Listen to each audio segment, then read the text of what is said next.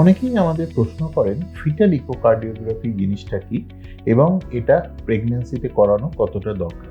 Echocardiography হচ্ছে হার্টের একটি আল্ট্রাসাউন্ড পরীক্ষা, যার সাহায্যে হার্টের কোনো গঠনগত বা ফাংশনগত ত্রুটি আছে কিনা সেটা দেখা অথবা বোঝা যায়।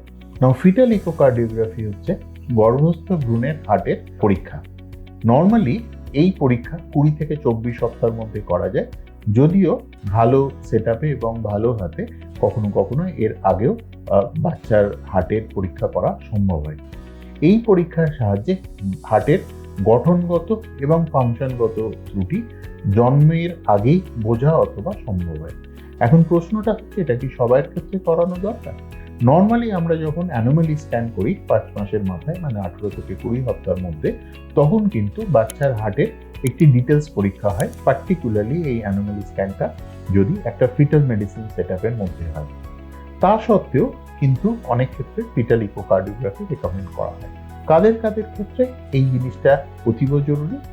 নাম্বার 1 হচ্ছে যাদের বাচ্চার আগে প্রেগন্যান্সিতে যদি কোনো হার্টের ডিফেক্ট হয়ে থাকে বা অন্য কোনো কনজেনিটাল প্রবলেমস হয়ে থাকে।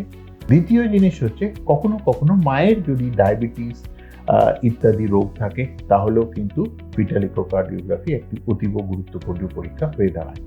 এছাড়া কারোর ফ্যামিলিতে বা আগের বাচ্চার ক্ষেত্রে যদি কোনো কনজেনিটাল হার্ট ডিফেক্ট থেকে থাকে বা বাবা মায়ের কোনো কনজেনিটাল হার্ট ডিফেক্ট থেকে থাকে, তাহলেও কিন্তু গর্ভস্থ ভ্রূণের ফিটাল ইকোকার্ডিওগ্রাফি করে এই ধরনের জিনিসের একটা আন্দাজ পাওয়া যেতে পারে।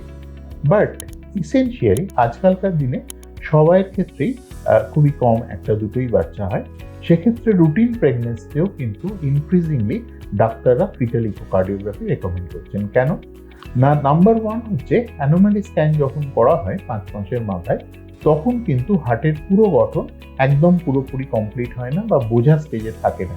সেই জন্য অ্যানোমালি স্ক্যানে যদি অনেক সময় কোনো কার্ডিয়াক ত্রুটি নাও পাওয়া যায়, পরে গিয়ে 6 মাসের মাথায় 24 সপ্তাহ, 22 সপ্তাহ, 23 সপ্তাহে কিন্তু এমন কিছু জিনিস দেখা যেতে পারে যেটা হার্টে ত্রুটি হিসেবে কাম্য হয়।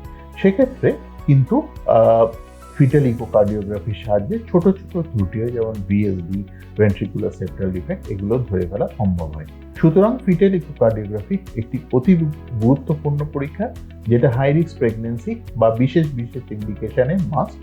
বাট রুটিন প্রেগন্যান্সি বা রুটিন প্রেগন্যান্সি কেয়ারও কিন্তু ফিটাল ইকোকার্ডিওগ্রাফি যদি করে নেওয়া যায়, তাহলে সেটা কিন্তু আশার কথা হতে পারে।